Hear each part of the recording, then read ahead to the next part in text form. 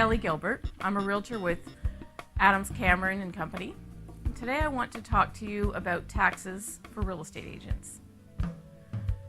We understand that in real estate, it's all about location, location, location. When one refers to taxes, it's all about deduction, deduction, and deduction. In order to get the most tax deductions, we need to document, and document some more, and keep track of our expenses. The 2017 tax reform legislation will impact taxpayers starting in 2018 tax year, that it'll be filed in 2019. In summary, starting in 2018, this new legislation has resulted in a lower tax rate at various income levels and has also changed the income thresholds at which the rates apply. Standard deductions amount has increased so that fewer people will have to itemize their taxes. Home mortgages interest rates can be deducted up to $750,000, down from $1 million in the past. State and local property income and sales taxes that were fully tax deductible in prior years have been reduced to $10,000. The tax penalty for not having health insurance no longer exists. Deductions for healthcare expenses are up to 7.5% of your adjusted gross income, and that has been lowered compared to 10% in previous years. These are some of the highlights of the changes that will go into effect this tax year, and by no means includes them all. Due to the nature and duration of this video, I recommend that you speak to your tax accountant in more detail about this. This is in no way intended to be a complete list, but rather an overview of options for deductions as a realtor. Top 10 categories to discuss are as follows. Vehicle deductions, that's a really big one. Marketing and advertising, home office, desk fees, office supplies, dues and memberships, professional fees and insurance, client gifts, conventions and conferences, and continuing education, client meals and entertainment, and retirement plan contributions. Managing expenses, saving for, and paying taxes will also be included. So let's get started with the first of these categories. Your vehicle. That's a big one. The vehicle deduction is the largest expense, typically, for any real estate agent. The first option is the standard deduction, where you track mileage for the purpose of real estate as a deductible expense.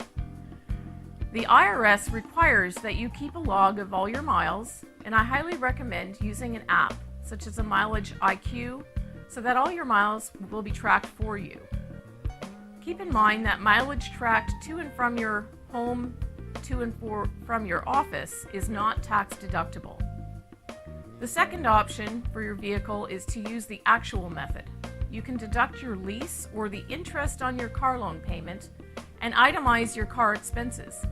When done this way, all expenses will have a business use percentage applied to them for the portion used for work as a realtor.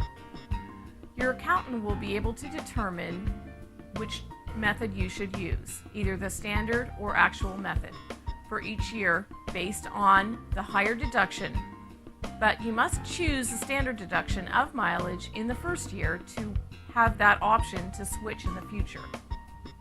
The second area is marketing and advertising. Business cards, signs, advertisements, and promotional items are all deductible. Design fees or writing fees by an assistant or a company that does advertising for you are also tax deductible. Digital and online fees are included, such as monthly fees for your CRM or your Mileage IQ app. They can be written off. The next area to discuss is your home office desk fees and office supplies. You may be eligible for a home office deduction even if you have office space at your office. This has to be a dedicated area of your home and cannot be used, for example, as an additional bedroom. If you're required to pay brokerage desk fees, you may not be able to write off your home office. Home office deductions can vary with the size of your house, and your accountant would be the person to ask about details of this deduction. The rules are more strict if you are an employee versus an independent contractor. Most of us are independent contractors. Office supplies include paper for printing, postage, paper clips, photocopies, and stationery are deductible, as well as consumables like ink for your printer, your actual printer, computers, tablets, and cell phones that are largely purchased and can be expensed or depreciated over a number of years. Any purchase less than $2,500 can be immediately written off if the taxpayer elects that capitalization threshold. Business cell phone charges are deductible as well. Software for such items as CRMs are also deductible. The next category is dues, membership, insurance, and professional fees. MLS fees, state licensure fees, they're all tax deductible. However, your RPAC contribution is not considered a deductible expense. Accountants, lawyers, and attorneys, as well as consultants, their fees are all deductible as long as they relate to your business. The next category is insurance. We have the errors and omissions insurance, business liability, as well as homeowners insurance that can be deducted as an expense. The homeowners insurance can only be written off, however, as a percentage of office space used for real estate, and that's only if you qualify for the home office deduction. As a self-employed person, healthcare insurance premiums are also 100% deductible, unless you are married and eligible for insurance under your spouse's employer. Client gifts. Although you should be spending more than $25 for a closing gift, only $25 per person per closing is a write-off. For example, if the gift is for a couple, then the limit is $50. Promotions at brokers' opens, open houses, etc., and gift cards that you may use as giveaways can also be deducted. Conventions, conferences, and continuing education. When you travel out of town for business, expenses like airfare or travel costs, lodging, and 50% of meals are all deductible. Client meals and entertainment is another category. Meals can be deducted if you are traveling on business or if you are dining with clients or other professionals for the purpose of conducting business or getting referral business. However, you can only deduct 50% of the total cost, including tip and tax. Your business conversation must take place just prior to, during, or immediately after the meal. Starting in 2018, you may no longer deduct the cost of taking a client to a game, a concert, or a theater. Expenses for open houses are 100% deductible. Never forget about this. This includes food and drinks for the open house as well as any giveaways or gift cards. Next category is retirement plan contributions and pass-through deductions. You can never start early enough with retirement contributions. Traditional IRA contributions are limited to $5,500 unless you're over the age of 50. There may be limitations on whether it is deductible, depending on your income levels, if you are married, and your spouse's situation. The Roth IRA, that is not tax deductible in the year of your contribution, but allows you to take it out tax-free once you're 59 and a half years old, allows an amount of $5,500 per year. There are income limitations on Roth IRA contributions. For married individuals, this starts at $189,000, and for singles, it's $120,000 in 2018. The SEP IRA, that is a self-employed plan, allows you to put up to the lesser of 25% of your income, or $55,000 for 2018, and is not tax deductible until you take it out. Pass-through deductions are valid for you as a sole proprietor, partnership, S-corp, LLC, or LLP. The Tax Cuts and Jobs Act of 2017 was creating a brand new deduction for business owners starting in 2018.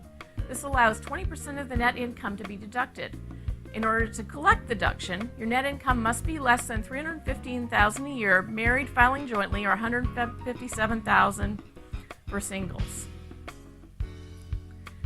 Managing expenses, Saving for and paying taxes is the last category I have. Keeping track of expenses is the single most important thing you can do that can save you thousands of dollars each year.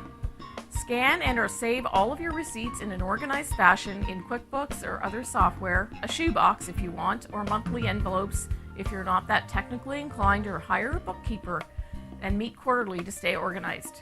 Receipts can be scanned and put into the apps to help you stay organized. Save for your taxes by putting away a set amount, maybe 10 to 15% when first starting out, into a separate account after each and every closing. Discipline is key here, so that when it comes time to pay your taxes, you have the cash available.